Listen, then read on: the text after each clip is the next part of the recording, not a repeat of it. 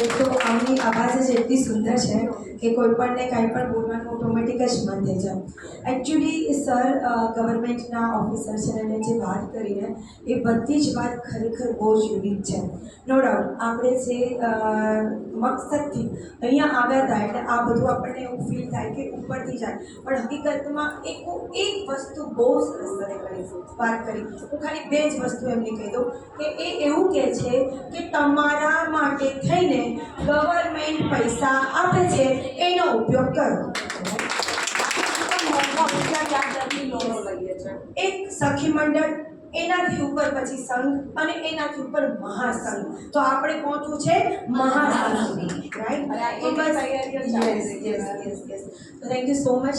खुद ही तो कर बुलंद इतना कि हर तकदीर से पहले खुदा बंदे से खुद पूछे खुदा तेरी अपने आप को अपने स्व को अब इतना બધું આત્મનિર્ભર બની જઈએ કે બધા જને સરસ મજાનો એક સ્કોપ મળે. હું પોતે નારી તું નારાયણી ચેરિટેબલ ટ્રસ્ટની ઓનર છું. સ્ત્રીઓ માટે ઘણા બધા વર્ષોથી કામ કરી રહી છું. મારી પાસે કોઈ ડોનર નથી. હું પોતે જ એક સારું એવું સંગઠન સાથે સંકળાયેલી છું કે હું પોતે ફ્રીલાન્સર છું. હમણાં જ મેં જોયું કે મેં વાતોમાં જ એક સલોન ખોલી દીધું. વાતોમાં વેરી ફ્રેન્ક, બિકોઝ કોઈ મકસદ નહોતો. આઈ એમ નોટ બ્યુટિશિયન, પણ નીચે એક સલોન આપણું રેન્ટ ઉપર આપેલું હતું. અત્યારે ઉપર એવડું મોટું સલોન એન્ડ્રીચ જેવું લુક આપીને મેં બનાવી દીધું કે મને પોતાને એમ થયું કે મારો પણ આ ભગવાનને કરાવવાનો એક મકસદ હશે. ઘણી બધી બહેનોને સબસિડી આપવામાં મેં મદદ કરી છે, ખાસ તો બ્યુટી પાર્લરમાં, અને તમને લોકોને સબસિડી મળે છે, રાઈટ? અને એનો ઉપયોગ આપણે જરૂર કરીશું. સર સાથે સંકળાયેલા છીએ એટલે બસ વધારે સમય ન લેતા મારાથી જેટલું બને એટલું બધી જ મદદ મેમ સાથે સંકળાઈને તમે કહેજો, હું જરૂર કરીશ. યસ, મારે ત્યાં ઘરમાં પ્રોડક્શન હાઉસ છે, એટલે કે હું પોતે ફિલ્મ પ્રોડ્યુસર પણ છું. નિમિષાબેન કોણ છે અહીંયા? નિમિષા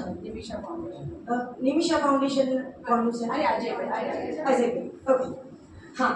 તો મારે ત્યાં કર્મા પ્રોડક્શન હાઉસ છે. હું પોતે બહુ બધી ફિલ્મ કરી ચૂકી છું as a producer, as a financier. હું ડાયરેક્ટર કે હિરોઈન કે એક્ટર નથી, પરંતુ ફાઇનાન્સર છું. એટલે કે બધું એવું કહી શકાય કે ડાયરેક્ટરો પણ મારી પાસે આવે, હિરોઈન પણ મારી પાસે આવે, કારણ કે મારે લોકોને પૈસા આપવાના છે એના પ્રોજેક્ટ માટે તેને. તો અત્યારે એક વર્કશોપ ચાલે છે એક્ટિંગ અને સિંગિંગ, એન્કરિંગ બધા માટે થઈને. તો એ વર્કશોપ આપણે દર સેટરડે સન્ડે ચાલુ છે. મુંબઈથી અનિકેત રાજ કરીને સર છે, એ આ વર્કશોપ ચલાવશે. આપણે ત્યાં બ્યુટી અને ટેટુ, જો મારા હાથમાં ટેટુ છે, બ્યુટી અને ટેટુના પણ વર્કશોપ ચાલુ છે. એ રેગ્યુલર છે. જેમ જેમ કોઈને કરવું હોય તો એ ટેટુ એકેડેમી પ્લસ ટેટુ બનાવવાનો સ્ટુડિયો.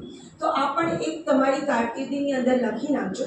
બ્યુટિશિયન તો છીએ જ આપણે, નો ડાઉટ, અને બ્યુટિશિયન માટે જ આપણે આ બધા ભેગા થયા છીએ, પણ તમારી કારકિર્દીનો એક હિસ્સો, જો તમને એક્ટિંગમાં શોખ હોય તો એને પણ બનાવો, જો તમને સિંગિંગમાં શોખ હોય તો એને પણ બનાવો, ટેટુ કરવામાં ઇન્ટરેસ્ટ હોય તો એ પણ અત્યારે ખૂબ જ ચાલે છે અને ખૂબ જ કમાણીનો એક સ્કોપ પણ છે.